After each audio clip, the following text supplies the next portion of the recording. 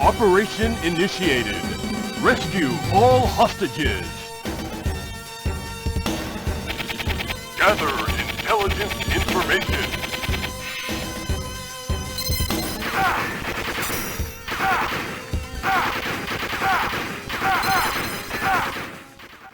Light gun games had always been a bit of a hit or miss. No pun intended.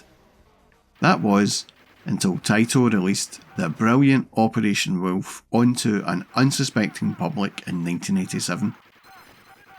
Operation Wolf was a commercial success, and so, as is the way in the world of video games, Taito decided to make a follow-up, and this one had the ability for two people to play at once. Operation Thunderbolt follows pretty much the same formula as Operation Wolf. Shoot almost everything in sight and save the hostages. The immediately obvious change to the sequel is this forward scrolling section, which makes decent use of sprite scaling technology, and it was something I felt was lacking in the original. The sprite scaling, that is, not the forward scrolling bit. That makes absolutely no difference to the gameplay. The other obvious difference is the second mounted light gun. Now this cabinet was not much larger than the original Operation Wolf one, and while the addition of a second player is great, it did make the cabinet a little too cosy for my liking. And not being centred in the middle of the screen did mean you tended to lean about a bit more in this cabinet. So unless you are close pals with the second player, I wouldn't recommend playing this with a random stranger. A subtle change that was made to the gameplay was you no longer had a target count to eliminate. In the original, you would have 50 soldiers, 3 tanks, and a helicopter to destroy and such like. In this, you have no idea how close you are to finishing the level. But that's not a bad thing really. Visually, I think the game has taken a small step back from Operation Wolf. The visuals seem a little less polished in places, with some colouring of the backgrounds looking very drab, grey and dull, and some of the enemy sprites look devoid of detail. But in other places, the enemy sprites look good, especially when they are scaled in. The sprite scaling is most impressive on the level with the Jeep. The jet tanks and helicopters look really good when zooming in or out, and this level looked right at home in between all those Sega sprite scalers. The little visuals in between levels are pretty much the same as Operation Wolf, but you have to take them with some tongue-in-cheek. Like, at this level when you arrive at the enemy hideouts, how could they not detect your arrival with all the explosions and gunfire? It's a good job you don't need to use the stealth approach in this game. The sound effects are largely unchanged from the original as well. Again, it's not a bad thing, as they were pretty decent, but the speech seems a little brighter. Well, it seems brighter to me anyway. The gameplay is pretty much what you would expect, albeit you can now play with a friend, which is how I played this game. And a year can seem like a long time when you are growing up, and I had a growth spurt in between Operation Wolf and this, and I no longer needed a crate to stand on to play this game. So when me and a mate stumbled upon this in the shows, we had to have a go. My mate was right into this kind of game. At 11 years old, he had been target shooting for years.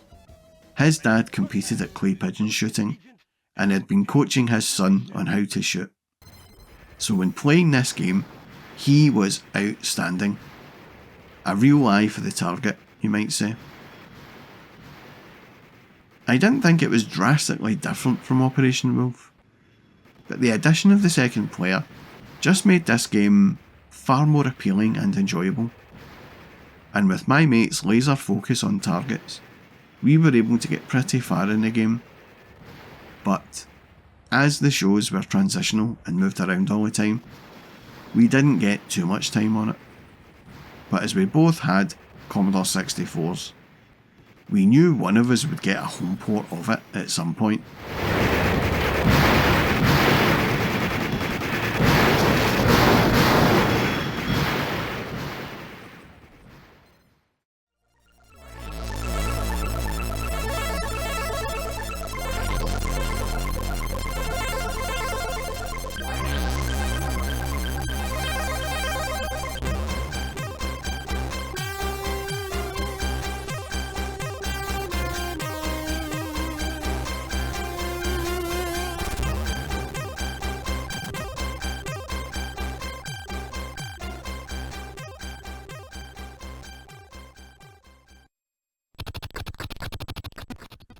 Well, by the time this game got released onto the Commodore 64, I had moved on to the Sega Master System, and then the Sega Mega Drive.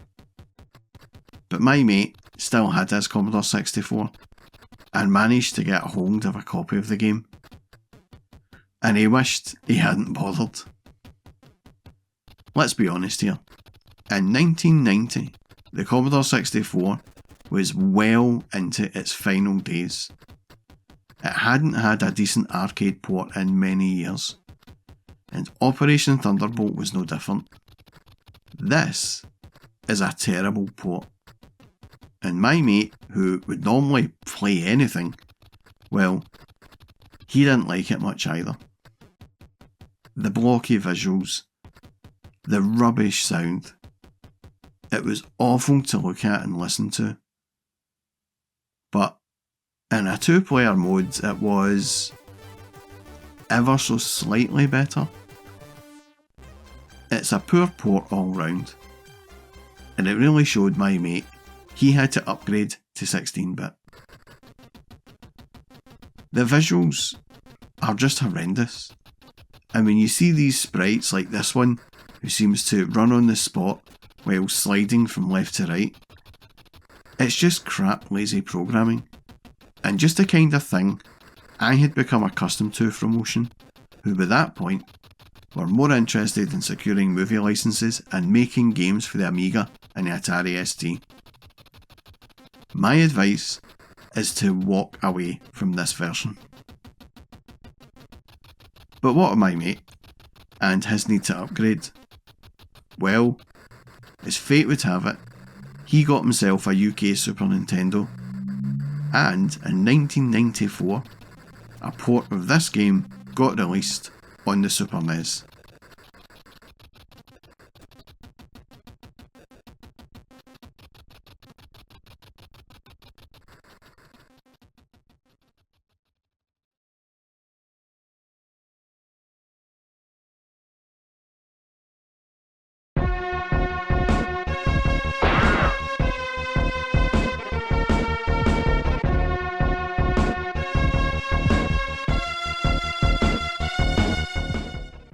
The Super NES version came out about 6 years after the game was released into arcades. So you would have expected it to be a good port, right? Wrong. It's fairly faithful to the arcade, but again there are some subtle changes, such as character select and path selection, and that's about it. Nintendo released a mouse for the Super NES Mario Paint, and this game utilises that, or a joypad, or a Super Scope. And if you haven't seen the Super Scope, Google it now. It's a ridiculous piece of hardware, and it was silly. And it made the people using it look silly too. Anyway, back to this game. And I think the visuals are weak. In 1994, Donkey Kong Country was released. Most games were now coming on 16 megabit cartridges, and so the Super NES had reached its visual peak by this time. But this game looks like a launch title or pre-release code. It's that bad. It's awful. The sound is good though. I have always sung the praises for the Super NES sound chip, as this was one of the best of the 16-bit era. and all the sound effects for the machine guns and explosions in this game are great. The gameplay is lackluster. This kind of game, this shooter in this style, had a very short shelf life, and it was well expired by this point. In the arcade, games like Mad Dog McCree looked more visually appealing, and Virtua Cop felt like you were in a cop show or something, and so old games of the past just started to look old.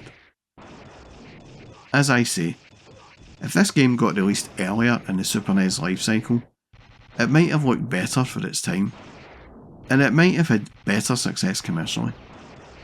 But timing is everything, and it just looked and played like an old game in 1994. And it was.